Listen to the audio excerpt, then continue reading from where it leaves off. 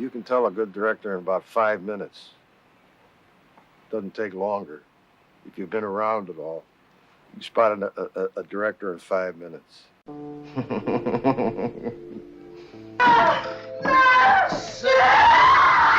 Long before the bright lights of Hollywood ever touched his face, Richard Widmark's story began in the quiet chill of Sunrise Township, Minnesota. The year was 1914, a time when America was still learning to dream big. The winters were long, the nights were silent, and life was carved from simplicity and struggle.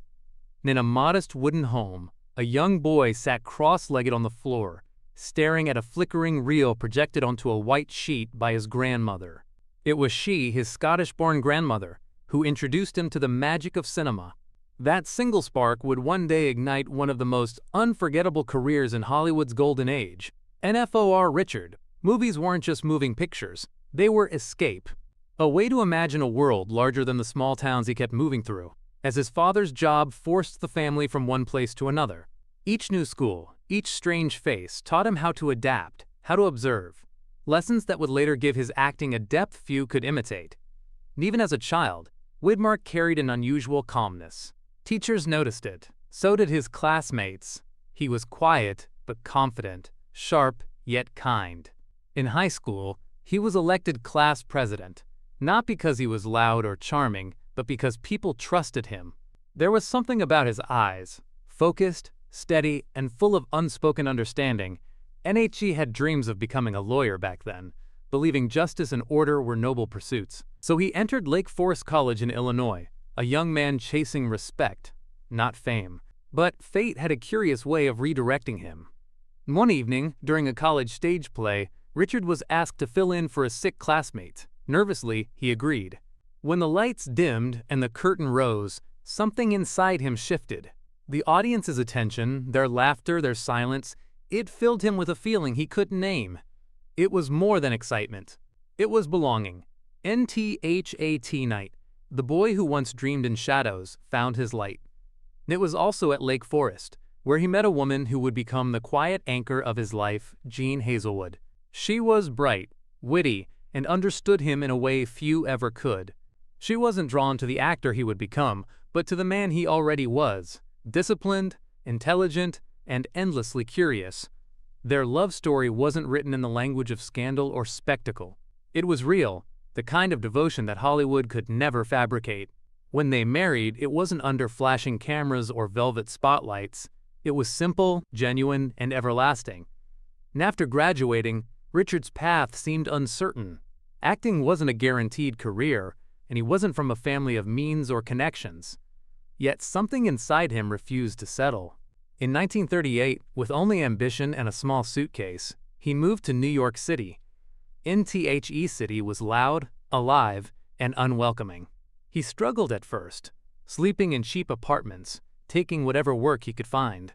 But he had a voice that carried weight, intelligence that demanded attention, and discipline that separated him from the dreamers who gave up too soon. And soon, radio producers began to notice him. He had the kind of presence that didn't need a camera, just a microphone. His voice could shift from warmth to menace in a heartbeat. For years, he lived behind that microphone, performing in dozens of radio dramas that honed his timing, precision, and emotional control.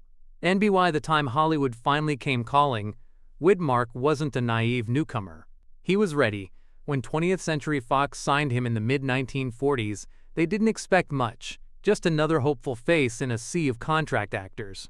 But fate was saving its most shocking reveal for later. In 1947, his first film, Kiss of Death, hit theaters. And with it, Richard Widmark's life changed forever. NHI's portrayal of the giggling psychopath Tommy Udo was terrifying, unforgettable, and unlike anything audiences had seen before. The smile, the eyes, the chilling laughter, it was electric. Critics hailed him as Hollywood's new revelation. The world had found its villain, and Richard had found his destiny. And yet, as applause filled his life, something quieter echoed inside him. The memory of the boy from Minnesota, the one who never cared for fame, only for meaning. Because even in that moment of triumph, Widmark knew success would never define him. Character would. The moment Kiss of Death premiered, the world tilted on its axis for Richard Widmark. Overnight, the quiet, soft-spoken man from Minnesota became Hollywood's most talked-about new face. His name lit up marquees, his photo-filled magazine covers, and audiences everywhere whispered about the man who could make evil look so disturbingly alive. NBUT fame, as Richard soon discovered, was a double-edged sword. NHE had entered Hollywood as a craftsman, a serious student of acting, dedicated to authenticity and precision.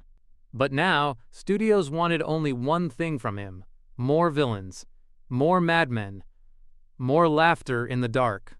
His portrayal of Tommy Udo, the giggling killer who pushed an old woman down the stairs, had burned itself into the collective imagination of post-war America. People wanted that shock again, that rush. NTHE problem was, Richard Widmark wasn't Tommy Udo. NHE wasn't even close. NHE was polite, introspective, and deeply private.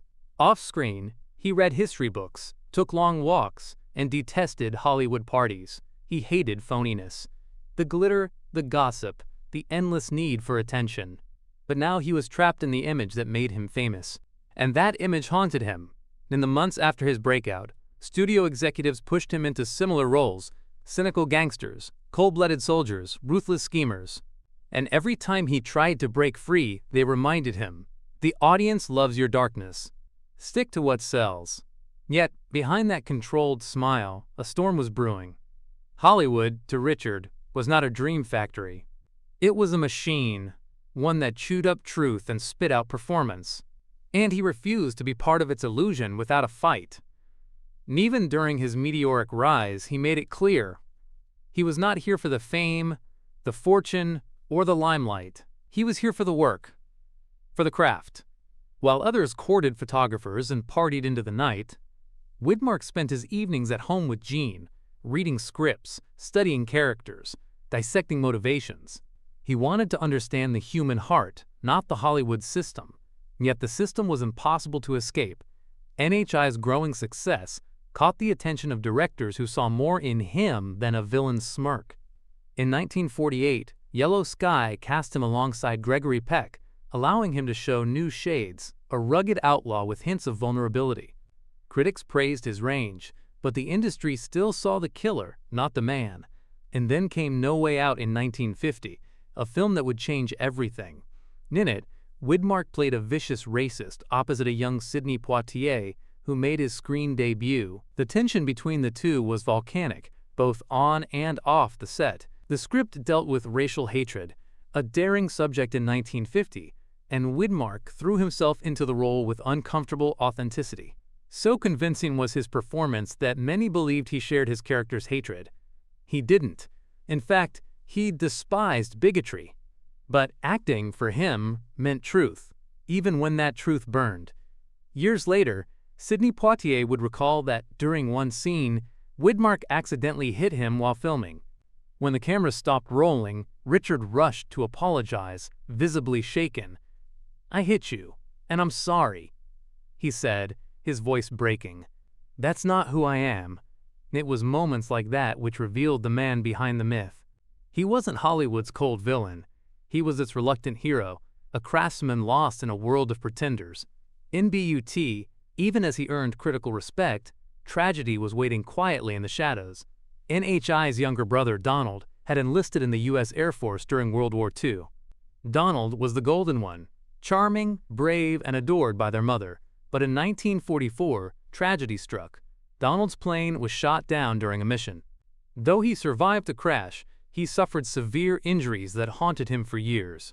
Eventually, he succumbed to complications from those wounds. NTHE news shattered Richard. He was in the middle of filming when he got the call. He didn't cry in public. He never did. But those who knew him said he was never quite the same after. His mother's health declined soon after, and when she passed away, the grief piled upon itself. From then on, there was a quiet sadness in his eyes, a weight that even acting couldn't erase. Perhaps that was why his performances felt so real. He wasn't just playing pain, he had lived it. Still, Widmark pressed on, driven by duty and discipline. He worked tirelessly, taking roles in films like Night and the City and Panic in the Streets, where he began to blur the line between darkness and morality. He could be cruel one moment, compassionate the next, a reflection of the complexity he saw in the human soul. NBY the mid-1950s, Richard Widmark was no longer just a rising star. He was a fixture, a man whose presence carried weight, whose every word commanded attention. Yet he never let success go to his head. While others built mansions in Beverly Hills, he preferred his ranch in Connecticut, where he could chop wood, ride horses, and live as far from Hollywood's noise as possible. In an interview years later, he said something that summed up his entire philosophy: fame is a mask. It hides more than it shows. I've spent my life trying to take it off. NTHAT was Richard Widmark, the man who could terrify millions on screen, yet walk away from the applause as if it never mattered. NHE was the rarest kind of star, the one who never asked to shine. By the mid-1950s, Richard Widmark had become a name Hollywood couldn't ignore. Not because he played heroes, but because he made villains unforgettable. There was something magnetic in his restraint, something haunting in the way he delivered cruelty with poise. Audiences leaned forward when he appeared on screen. Directors trusted him, co-stars respected him. And yet, deep within, Widmark felt the growing chill of disillusionment. Hollywood, he realized, was not a family. It was a battlefield. While his calm demeanor earned him admiration, it also stirred resentment. Some stars mistook his silence for arrogance. Others envied his discipline. In truth, Richard simply didn't play by Hollywood's unspoken rules. He wasn't a drinker, he didn't chase headlines, and he refused to curry favor with producers at parties. He went home to his wife, read a book, and turned down roles that insulted his intelligence.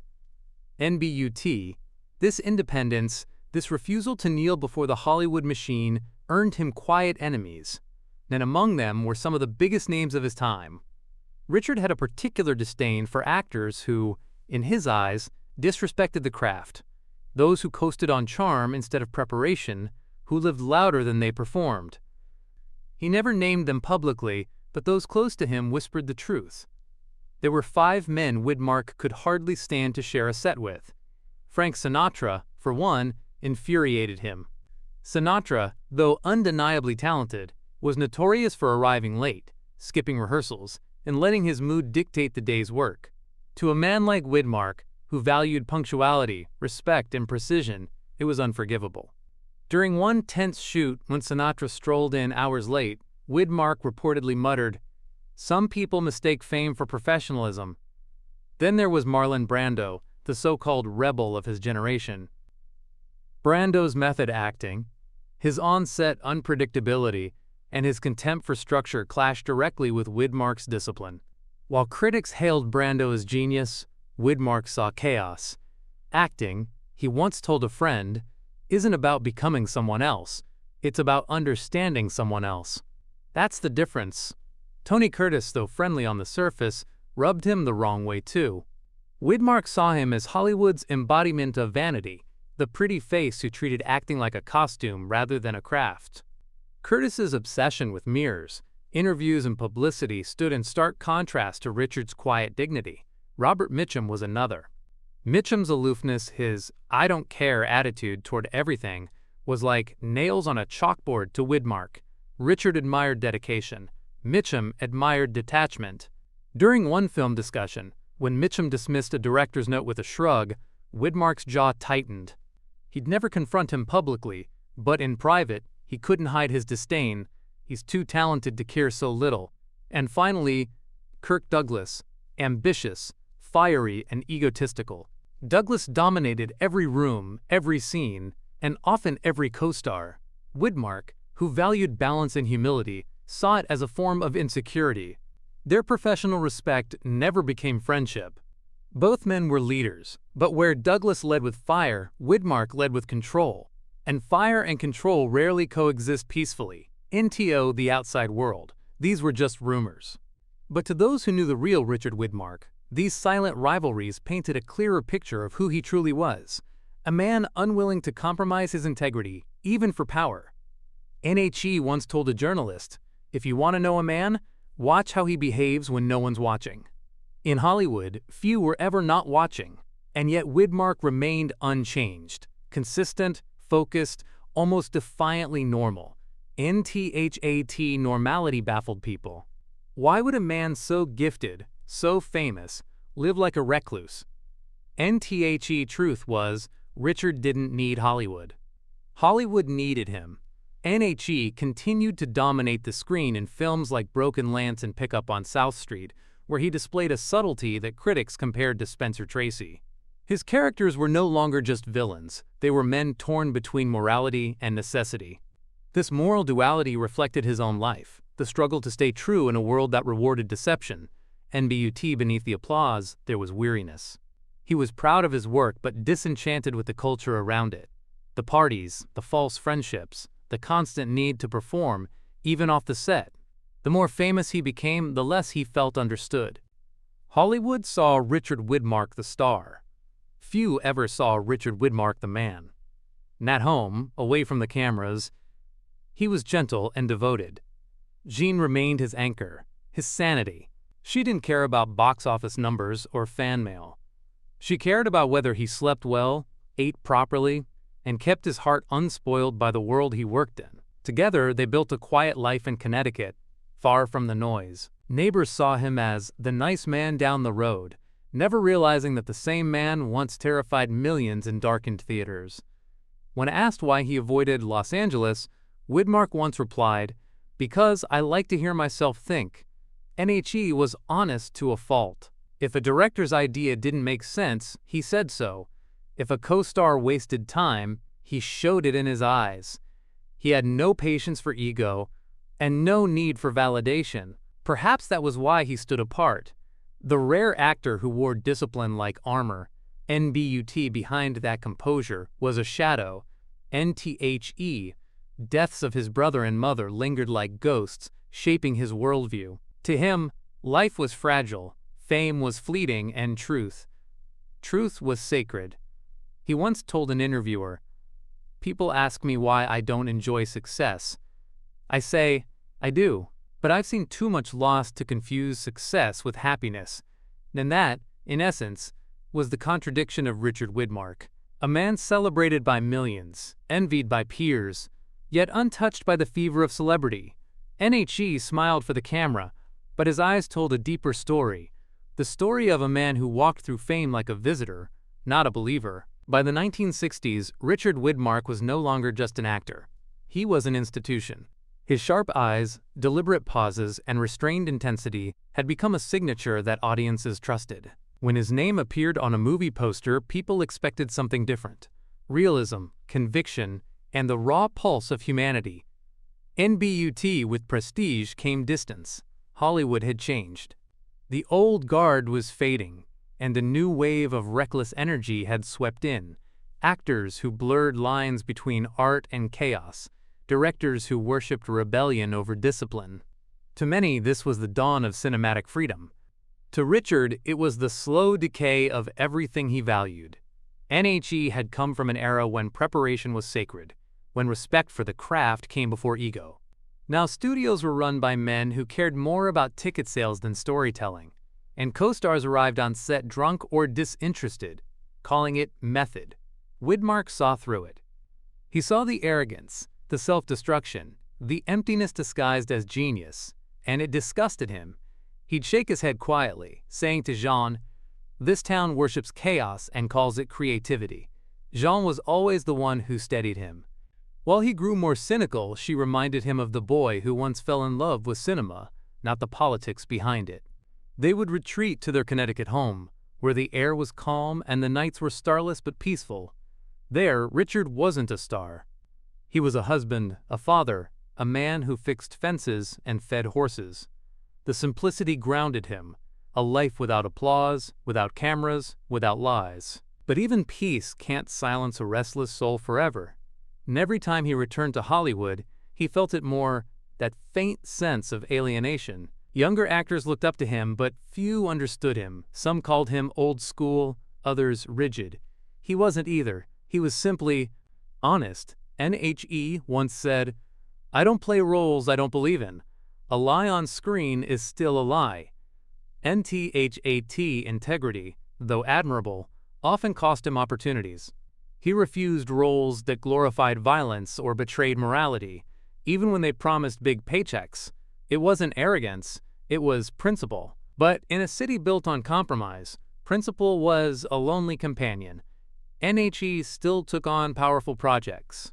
Films like Judgment at Nuremberg and How the West Was Won reminded audiences that Widmark was more than a villain. He was a mirror to the human condition. He played soldiers, judges, and leaders with an authenticity that felt lived in. Every word carried gravity because it came from truth, not performance. NBUT behind his success. Time was quietly catching up. The years of discipline, the emotional strain of loss, and the constant pressure to live two lives, one public, one private, began to wear on him. The man who once commanded every room now preferred silence. In interviews, he smiled politely but spoke with melancholy. "Hollywood gave me everything," he said once, "except peace of mind."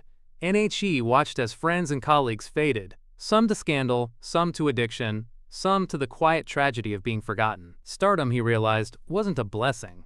It was a fleeting condition, one that left people chasing ghosts of their own youth. And yet, unlike so many of his peers, Richard never self-destructed. He never drank himself into oblivion or begged for attention.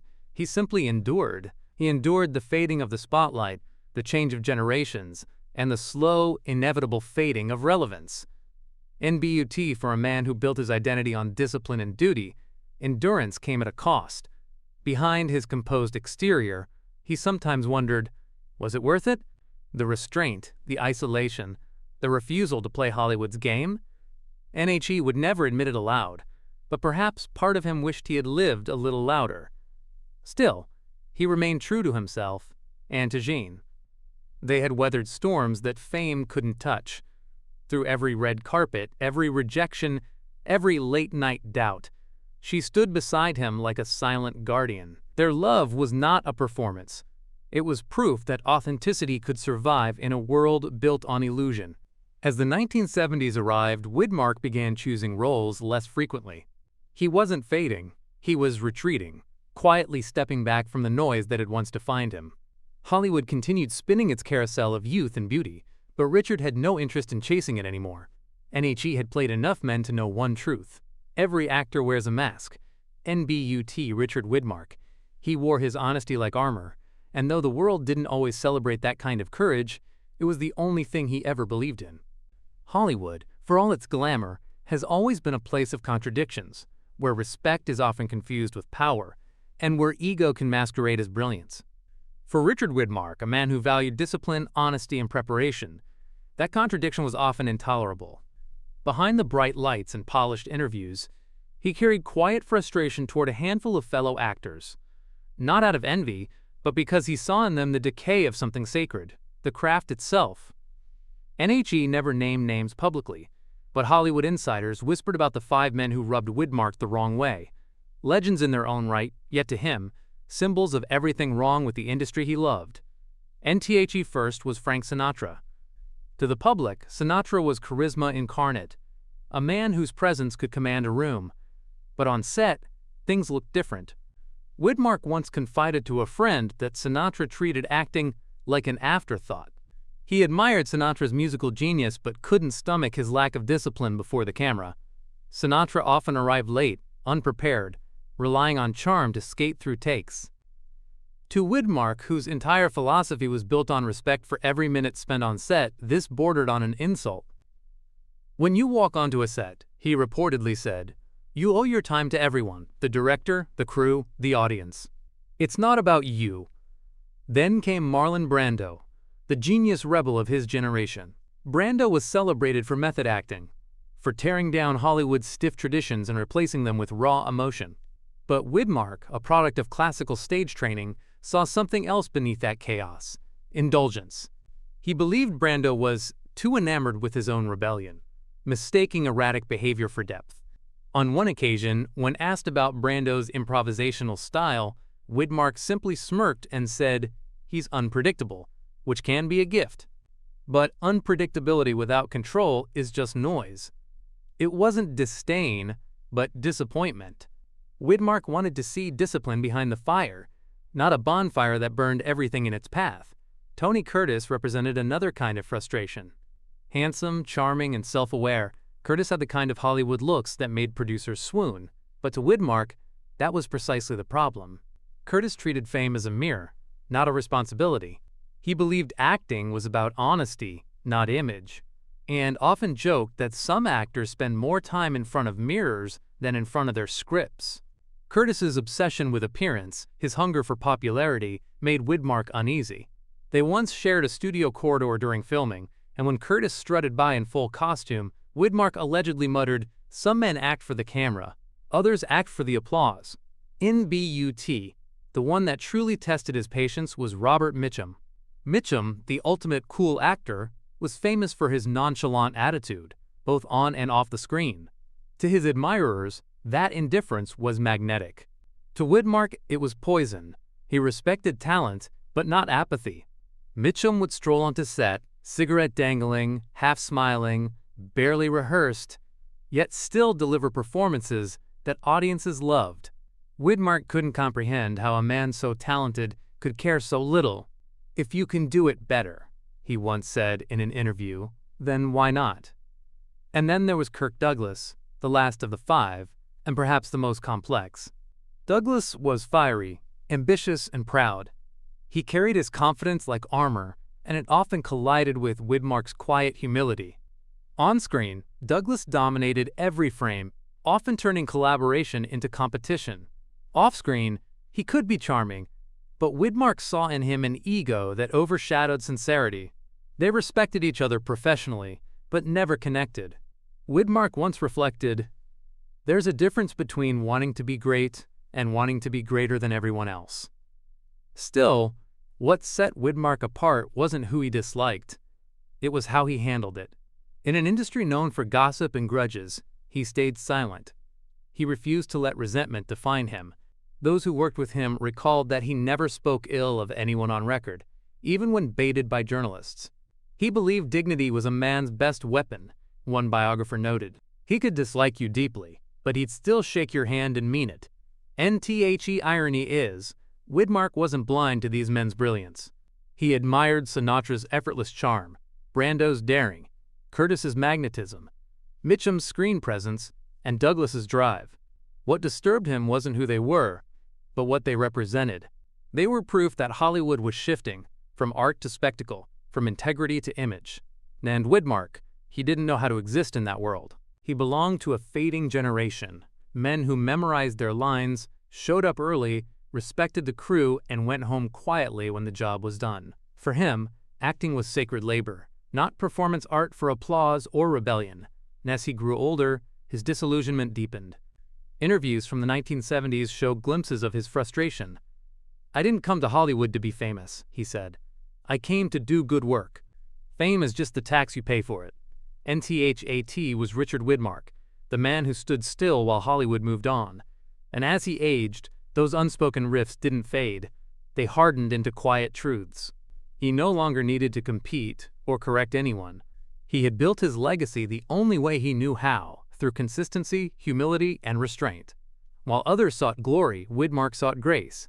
While others built empires, he built peace.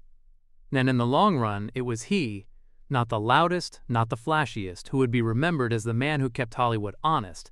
NFOR, every careless star. There was a Richard Widmark, the quiet conscience of an industry too often seduced by its own reflection. By the time the cameras stopped rolling and the scripts stopped coming, Richard Widmark had already achieved what most actors could only dream of: longevity, respect, and peace. But what set him apart wasn't just the length of his career, it was how gracefully he chose to end it. While others clung to the spotlight, desperate to stay relevant, Widmark walked away with the same quiet dignity that had defined his life. In the 1990s, Hollywood seemed to be speaking a new language: louder, faster, more sensational. The industry he had once helped build was now run by agents, tabloids, and opening weekend numbers. Widmark no longer recognized the place that had once felt like home. "Acting has become noise," he reportedly said in a rare late-life interview. "Too much movement, not enough meaning." And then came the blow that silenced everything else. His wife, Jean Hazelwood, his college sweetheart and the love of his life, was diagnosed with Alzheimer's disease. It was the kind of tragedy that money, fame, and prestige couldn't soften. For 55 years, she had been his anchor, his first audience, his truest friend. Widmark's devotion to her was absolute. Without hesitation, he turned down film offers, canceled appearances, and quietly withdrew from public life. And friends described his transformation as both heartbreaking and beautiful. He never complained, one said. He just changed direction. His purpose became her comfort. While other aging stars sought comebacks, Widmark spent his days reading aloud to Jean, sitting by her side through the fog of memory loss. When asked why he gave everything up, he answered softly, "Because she never asked me to." When Jean passed away in 1997, something in him broke. For decades, he had played men hardened by violence or fate, but this was the first time life had truly defeated him. Widmark withdrew even further from Hollywood, selling his ranch and settling into a quiet home in Roxbury, Connecticut. He didn't chase interviews or public tributes. He simply disappeared as though fading into the background of his own story. NBUT Hollywood hadn't forgotten. Filmmakers and critics began revisiting his work, seeing in his restrained performances a kind of authenticity that modern cinema lacked. Younger actors from Clint Eastwood to Kevin Costner cited him as a model of masculine honesty, a man who could convey rage, pain, and compassion without ever raising his voice. In his final years, Widmark found unexpected companionship with Susan Blanchard, a longtime family friend and widow of Henry Fonda. Their marriage wasn't a dramatic romance, it was a comfort, a shared understanding between two souls who had seen the world's best and worst. They lived quietly, rarely attending Hollywood events, preferring the calm of nature to the noise of red carpets. Richard Widmark passed away on March 24, 2008, at the age of 93. There was no grand farewell, no final performance or studio tribute. His death was as understated as his life, peaceful, private, dignified. When the news broke, the film community responded with a hush of reverence. Headlines called him the last gentleman of Hollywood. Colleagues remembered him as an actor who brought grace to violence, depth to silence, and honesty to illusion. Even in death, he left behind a reminder that greatness doesn't come from fame, but from integrity. In his own words, "I don't care how famous an actor is. He can live a normal life if he wants to." Richard Widmark did. He lived, loved, and left without spectacle. A man who proved that the brightest stars don't always burn the loudest. NTHE boy from Minnesota had conquered Hollywood, but he never let Hollywood conquer him. And in that quiet defiance lies his true legend.